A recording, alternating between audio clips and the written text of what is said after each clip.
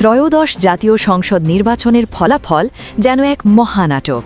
কেউ কি ভেবেছিল রাজপথের স্লোগানগুলো একদিন সংসদের লাল গালিচায় প্রতিধ্বনিত হবে? আজ জামায়াতে ইসলামীর আমির ডাক্তার Shafiqur Rahman officially leader of the opposition, আর তার পাশেই উপনেতা হিসেবে বসছেন জুলাই বিপ্লবের অন্যতম মাস্টারমাইন্ড নাহিদ ইসলাম। এই পরিবর্তন শুধু গদি বদল নয়, এটি একটি বিশাল প্রোটোকল আর ক্ষমতার পালাবদল।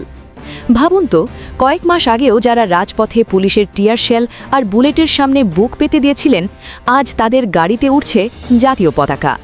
ডক্টর শফিকুর রহমান এখন একজন পূর্ণমন্ত্রীর মর্যাদায়। এর মানে হলো তিনি শুধু সংসদে ভাষণ দেবেন না, বরং রাষ্ট্রের পক্ষ থেকে পাবেন মিন্টু রোডের সেই রাজকীয় বাংলো, ২৪ ঘণ্টার পুলিশের নিরাপত্তা এবং সরকারি পাজেরো জিপ। তিনি এখন বহির্বিশ্বের কাছে ছায়া প্রধানমন্ত্রী। জাতিসংঘ কিংবা বিদেশি রাষ্ট্রদূতরা প্রধানমন্ত্রীর পর যার সাথে সংলাপ করবেন, তিনি হলেন এই ডাক্তার শফিকুর রহমান। অন্যদিকে তরুণ প্রজন্মের আইকন নাহিদ ইসলাম এখন একজন প্রতিমন্ত্রীর পদমর্যাদায়। ছাত্র আন্দোলন থেকে উঠে এসে সরাসরি সংসদের উপনেতা হওয়া এটি বাংলাদেশের ইতিহাসে বিরল। তিনি এখন রাষ্ট্রের ভিআইপি প্রোটোকল পাবেন। তার জন্যেও থাকবে পতাকাবাহী গাড়ি এবং সরকারি সচিবদের এক বিশাল বাহিনী। আপনারা হয়তো ভাবছেন, ছাত্র প্রতিনিধি হয়ে এই রাজকীয় বিলাসিতা কি মানায়? কিন্তু বিষয়টি বিলাসিতার চেয়েও বড়। এই প্রোটোকল হলো তাদের কাজের হাতিয়ার। একজন উপনেতা হিসেবে নাহিদ ইসলাম এখন সরাসরি আমলাতন্ত্রের মুখোমুখি বসবেন। তার দফতরে ফাইল আসবে, তিনি সচিবদের জবাবদিহিতার আওতায় আনতে পারবেন। যে পুলিশ একসময় ছাত্রদের ওপর চড়াও হয়েছিল, সেই পুলিশই এখন তাকে স্যালিউট দিয়ে রাস্তা ক্লিয়ার করে দেবে। এটি মূলত তরুণ প্রজন্মের রাষ্ট্রীয় ক্ষমতায়নের একটি প্রতীক। তবে প্রশ্ন থেকে যায়, এই সুযোগ সুবিধা কি তাদের মূল লক্ষ্য থেকে বিচ্যুত করবে? জামায়াত এবং এনসিপি জোট ইতিমধ্যে একটি ছায়া মন্ত্রিসভা গঠনের ঘোষণা দিয়েছে। এর অর্থ হল, সরকারের প্রতিটি মন্ত্রণালয়ের বিপরীতে তাদের একজন করে ছায়া মন্ত্রী থাকবে, যারা সরকারের ভুল ধরিয়ে দেবে এবং বিকল্প সমাধান পেশ করবে।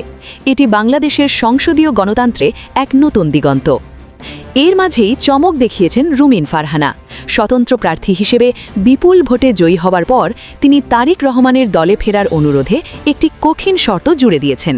তিনি সাফ জানিয়েছেন, তাকে বহিষ্কার করার সময় যেসব তৃণমূল নেতাকর্মীদের অন্যায়ভাবে দল থেকে বের করা হয়েছিল, তাদের পুনর্বহাল না করলে তিনি একা ফিরবেন না। এটি প্রমাণ করে, রাজনীতিতে এখনও নীতি আর সহযোদ্ধাদের মূল্য ফুরিয়ে যায়নি। বাংলাদেশের রাজনীতি এখন আর আগের মতো নয়।